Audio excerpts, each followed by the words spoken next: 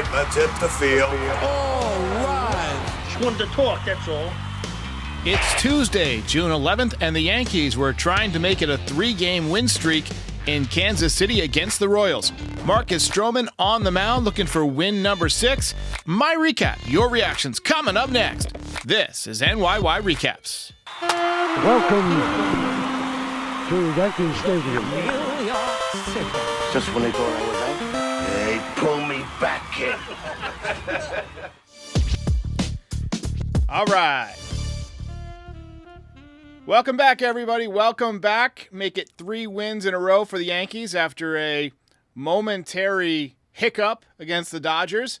And this is a good Royals baseball team that they just beat. This is a good team. They've stunk the last few years, but they got some good young talent. And the Yankees have completely manhandled them. You know, they got Bobby Witt Jr., they got Pasquatch, Vinny Pasquantino. The pitchers that they've run out there the last 2 nights, Seth Lugo and Brady Singer, have had really good numbers. But the Yankees have had no trouble. Austin Wells with the fatal blow, a 3-run shot over the center field wall, literally one night after we were talking about how it's time for him to get going. Judge and Stanton with monster home runs in the 7th. Judge is just unconscious right now. Another strong performance from Marcus Stroman. He's got 6 wins. Not that that's a huge deal, wins, but it's always nice to rack up W's. Means you're going deep into the game and giving your team a chance. Down on the farm, Rail Riders had a pretty good day. Oswald Peraza broke out of his slump with a home run, and TJ Rumsfeld, another first base prospect, went 4 for 5 with his 5th home run of the season. He's hitting .301. He's kind of been off my radar because he didn't have a great year last year, but I watched some film on him today, and based on some of the comments we got, and he's 6'5", 225 with a classic left-handed swing. I don't know what kind of prospect he is because I've never seen him play other than those highlights, but usually that type of swing from that type of guy plays pretty well at Yankee Stadium. Yankees advanced to 16-1 against the AL Central. Also down on the farm, Ben Rice had 2 hits. He was 2 for 4. He's hitting .455 since he got promoted. And we got a cat behind us trying to, hey, get down. Trying to get a bottle cap out of the cup holder there. These cats, I tell you. You wonder if Rizzo is beginning to look over his shoulder. 0 for 5 tonight, including an out against a position player. And then you got guys like Rice and Rumsfeld, just tearing it up at AAA. Dominguez also went 1 for 5 with an RBI. He's now hitting a measly .440 at AAA. What a bum. All right, before we get to the recap, let's talk about the new look that you're all experiencing right now. I'm calling it NYY Recaps 3.0. For those of you who watch the show and who've been with us for a while, you know that we've pretty much had the same post-game show for a while now. Me on the left, a looping player reel with highlights on the right. That would pretty much run throughout the whole show. But we've had some copyright stuff lately, so I've been working on kind of redesigning everything. And I wanted to introduce the 4 different segments that we have. Obviously, the first section is the intro or, setup. That's primarily for the podcast listeners. It gives people, a few seconds to join the stream, while their YouTube notifications are going live that, NYY Recaps is live. Hop in there now. Not everybody can join right away, so I'd like to give a little bit of a buffer. It also gives us a chance to put a sponsor, if we got a sponsor that night. Second section is what you're looking at right now. People still joining the chat and, basically talk about any news for the day, react instantly to what we just saw on the field. And then third act is the recap, where we run through the game. I give my reaction to key plays, maybe break down a few things. Maybe we play some fun sound effects to get everybody amped up, give away the belt if the Yankees win, which is our version of player of the game. And then finally we had Let's Wrap. I've rebranded that as Final Thoughts, which basically my final thoughts of, any stuff that we want to talk about, StatCast-wise, minor league-wise, final comments and questions from everybody, promotional stuff that I want to mention, all that. So tonight and going forward, I've divided these sections up in a more natural way with distinct scenes for each section. So the new setup is going to allow me to really build out the show in ways that I think you're going to like. just kind of rebuilt everything from the ground up. Some of it looks the same, but definitely changed the way structurally things are built so we can manage it a little bit easier. Also, we got a slightly new look to the recap. Since we're not doing as many highlights, we got the still photo reel from Getty Images that, shows some nice moments from the game. We made the diamond vision a little smaller and made me a little bit bigger, so you'll experience all that in a second. And then we changed, obviously less wrap to final thoughts. So we'll talk about all that as we go along, but let's get to the recap. The chat is filling up. Devilish number 666 in the chat. All right, let's go. Let's get it going. I want to reiterate that the Kansas City Royals are a good team. They are a good team. And, we have completely manhandled them the last couple of nights. Both Soto and Judge back in the lineup again. And in the first inning, we were reminded just how difficult that top of the order can be to navigate. Volpe wasted no time getting things started. Triple on the second pitch of the game. Just missed a home run by about a foot, maybe less than a foot. 7th triple of the season already, tied for second in Major League Baseball. Soto walked, of course he did, and then Judge picked up a duck snort single to make it 1-0, 60th RBI of the season for Aaron Judge, and he was not done.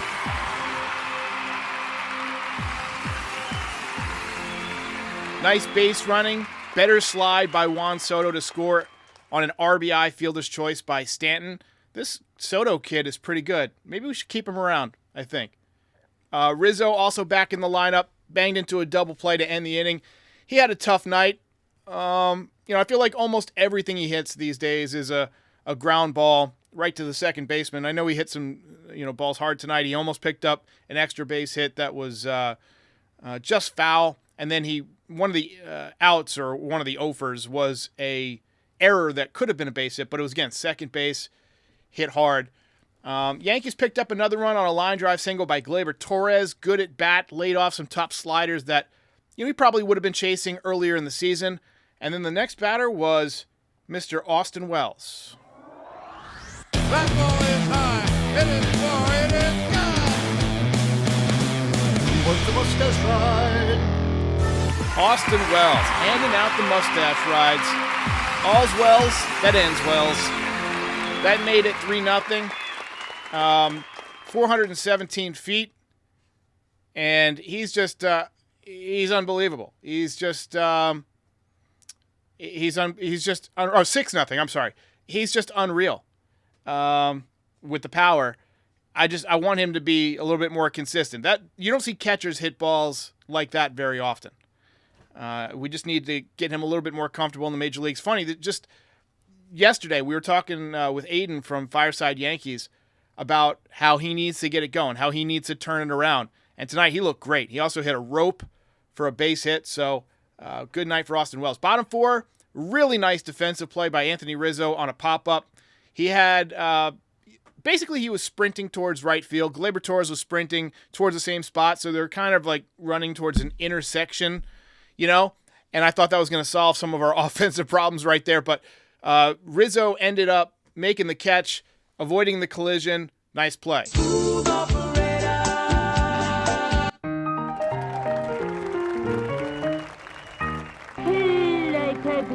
Top six, Yankees got on the board again. Rizzo reached on an error. Probably could have been scored a hit based on some of the official scoring we've seen over the last couple of years, but it was not.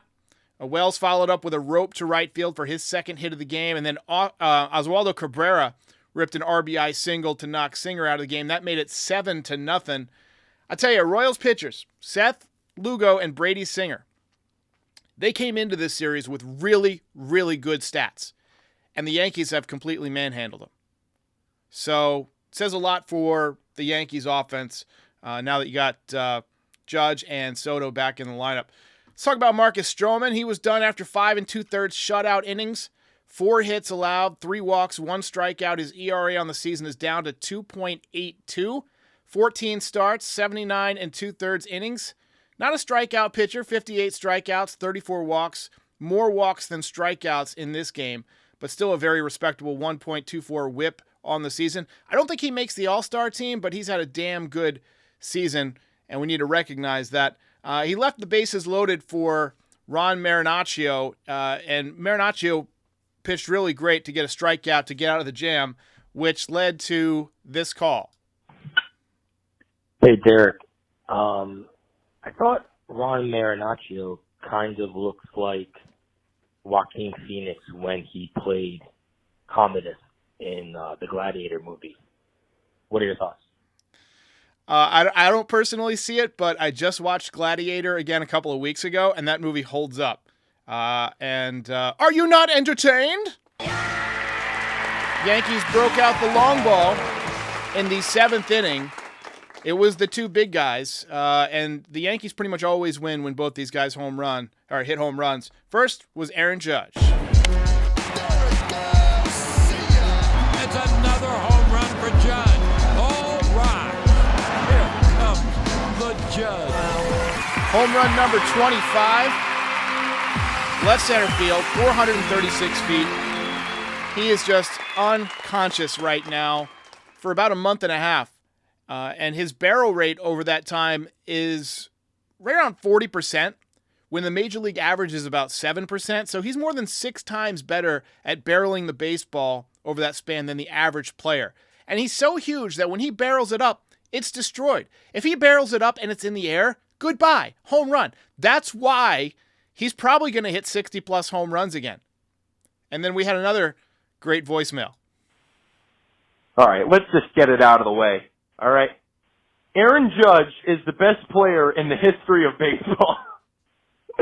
He is the greatest player to ever live, and no one's going to be able to change my mind. Yankees got me yelling at 10:45 p.m. because of Aaron Judge. And, yeah, just greatest player of all time, to be honest. Better than,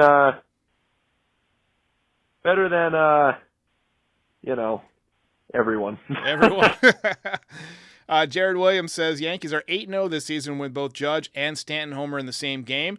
They are also 39-4 since 2021. That's a crazy stat. I mean, when those guys go deep, they go deep. I mean, both of those home runs were no doubters. As the old guys will say, when he hits them, they stay hit. But 2 batters later, Giancarlo Stanton. This one was ridiculous. A Stantonian blast. Giancarlo Stanton hits it out. 446 feet according to StatCast, and I am calling BS on StatCast there. That one almost took out the Diamond Vision. I was up there where Bo Jackson used to hit him. No way that was 446. I would have said 476 minimum. And look, I don't want to be Debbie Downer, but he went 0 for 14 against the Dodgers, and then he homers when the Yankees are up 9-0. That seems to happen often with Stanton. He hits those tack-on home runs, but because they're tape measure shots, everybody's like, oh, we got to keep Giancarlo. I still prefer the Martian over Giancarlo, I hate to tell you. Yankees hang on to win a nail-biter. Ball game over. Yankees win. Yankees win.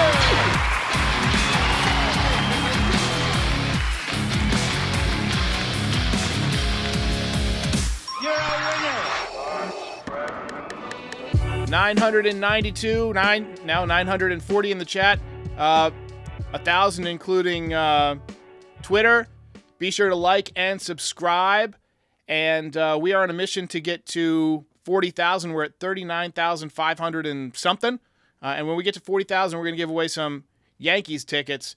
And after an 8-game win streak, the Yankees lost 2 in a row when Juan Soto went down to the Dodgers. But they have now reestablished another win streak. That is 3 in a row. We're going streaky! Yeah! Wow, winning. I had some dork comment last night at like 3 a.m. that said he didn't like my show because the laser beams during the Yankees win animation. In case you're not a movie guy, those were the Star Wars sound effects. And the Yankees have the nickname the Evil Empire, also from Star Wars, so it ties in, you know, meaning and everything. He also said that it makes him feel claustrophobic. Bad news, buddy. If a podcast has the power to make you feel claustrophobic, the problem is on your end of the computer, not mine. Anyway, Belt was tough tonight. Came down to Judge or Wells, but just because Wells blew the game open and made it 6-0 with his home run, I gave it to Austin Wells.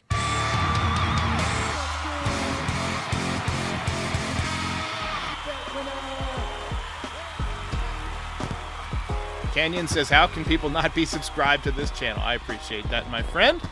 I appreciate that. You're the real MVP. Jairus McClure says, Stanton has to prove he can help the team against good pitching in close games. 100% agree. I love the 500-foot home runs, even when we're up by a lot of runs. But I'm going to need Stanton to start doing some stuff against really good pitchers in tight games. He had a really miserable series against the Dodgers.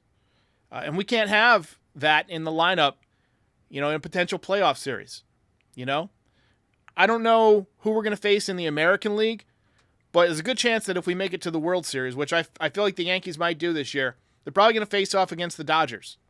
And they obviously know how to get him out. Finn Lodge says, Judge snubbed again. Judge going to have his fair share of belts. I believe that's the first belt for Austin Wells. Let's go ahead and pull up the standings here. Judge has 6, so Judge will be fine. Wells had 1 headed into tonight. I haven't updated the standings yet. So, Judge going to have his fair share. Anyway. E-Money says, Stanton hits bombs for our entertainment. Are you not entertained? That's why you're here, isn't it? And then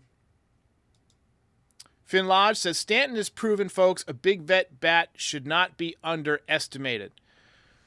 Look, I hear you. He's definitely a veteran with some experience. He's had some clutch hits, and he's usually clutch in the playoffs. So he's got those things going for him. But like I said last night, over this season, he, up until tonight, he had 59 games and he had .1 WAR. Where last year, Dominguez, in just a week, had more WAR than that. So, how long do you really want to stick with the guy who's not super productive? Anyway, 944, please subscribe. We're going to take a couple of more questions, and then we're going to go to final thoughts. Pasha Noble says, Stanton needs Joe Boo. Straight ball. I hate it very much. Curveball. I'll be over here, winning. Bats are afraid. Jason Thomas says, Stroman needs more belts. Stroman has had a really good year. Like I said, I don't know if he's an all-star, but he's got a sub-3 ERA. I don't think the Yankees could have predicted he would be this good. I know fans were not super excited when we got him because there was all that talk about Blake Snell, and he was obviously the pivot from Blake Snell. But Blake Snell has not had a good year, and he's been hurt. But Stroman has taken the ball every time out. He continues to pitch well. And even if he doesn't make the all-star team, he's had a great first half, a fantastic first half. Izzy says, I wish opposing teams would help beat out the Orioles. Yeah, the Orioles won again. They continue to play really well. Gunnar Henderson is absolutely astonishing as a baseball player. He's on pace for over 50 home runs as a shortstop. And then you got Corbin Burns just dominating last night. So, hey, they continue to be a formidable opponent, and we're just going to have to do our business when we play them. That ball is high. It is far. Final thoughts. Doug Rouse says Stroman might be one of those guys who gets to the All-Star game as an injury replacement. Maybe. I know that Carlos Rodon probably deserves it, the way he's pitched. I think if he wins one more game, 1 or 2 more really good starts, he's definitely in. Judge obviously going to be there, so that's 2. Volpe has an outside shot, but there's already a couple of good shortstops, so he might get the snub. Behind the dish, Trevino's such a good defensive catcher. He might get the call to the All-Star game, but hasn't done a ton of stuff offensively. Obviously Juan Soto's going to be there. So minimum of 4, but, I could see, Luis Gil obviously probably going to start the game, so that's probably 5. So minimum 5 All-Stars. I take that. Let everybody else rest, right? The Yankees will be well represented, and I'll be fine with that. But I do want to say this about the All-Star game. They got to go back to wearing the team jerseys. I don't like having the AL versus NL jerseys because they just want to sell more jerseys, and most of the time the jerseys are really bad. I want to see, since they're playing in Arlington, I want to see the Yankees as the home team wearing pinstripes. That's just my opinion. Darth Darthia says, got to see his first Judgy and Blast in person today. Great win. And Daniel Arce says, don't sleep on Clay Holmes. Yeah, Clay Holmes probably makes an all-star, makes an all-star team. So that's probably 6. You don't see teams usually with more than like 5 or 6, even really good teams. But yeah, I could definitely see Clay Holmes getting in. But look, guys, Yankees are off to a very good start. We got to figure out a way to shake the Orioles. Right now, the Yankees are 48-21, most wins in the American League, most wins in Major League Baseball. The Phillies are 46-20. They got a .697 win percentage. Yankees are at .696, so they're slightly behind, very slightly behind the Phillies for the best record in Major League Baseball. Orioles are at 44-22. We take a look at the standings, and we're at that time of the year where really, I start to look at the standings. I start to, we're more than 60 games in now. There's less than 100 games remaining. And it's time to start kind of paying attention to the pennant races. Orioles are not going away, folks. Red Sox in third place. They're in the rearview mirror. They're under 500. Blue Jays under 500. Rays under 500. Guardians are looking good, but I think they might be a little bit of fool's gold. I think the Royals might win that division, even though the Yankees have handled them well. And I'll tell you, nobody from the Central scares me in the playoffs that much. Although the Guardians gave us a run a couple years ago, I think the Yankees can beat the Guardians. In the West, Mariners kind of scare me in the playoffs because they've got some really good pitching, but if the Yankees are swinging the bats, they can hit anybody. Rangers have a good lineup, but they're 31-34. See, they've allowed 272 runs. Astros, I think they might be done. They've got a lot of injuries. So you look at the National League, Phillies are going to win that division. Braves are 10 games back, and they're going through a lot of injury problems. Brewers probably going to win the Central, although the Pirates have some great young pitchers in Jarrett Jones and Paul Skeens, who are on the rise. And then NL West, obviously the Dodgers up by 7.5 on the Padres. Probably going to win that division going away by 15 games or so. But, Padres could sneak in as a wild card. So, that is that. Ladies and gentlemen, appreciate you joining tonight. Hope you enjoyed NYY Recaps 3.0. Sorry we can't do more highlights. That's the show that I always wanted to do, which was, show the highlights and all the whiz-bang and all that stuff. But MLB, has issues with it. So we do what we can. We still want to, put together a great show for you guys and break everything down. So go ahead and like and subscribe. Call into the voicemail show, 718-899-1068. And I'll see you next time.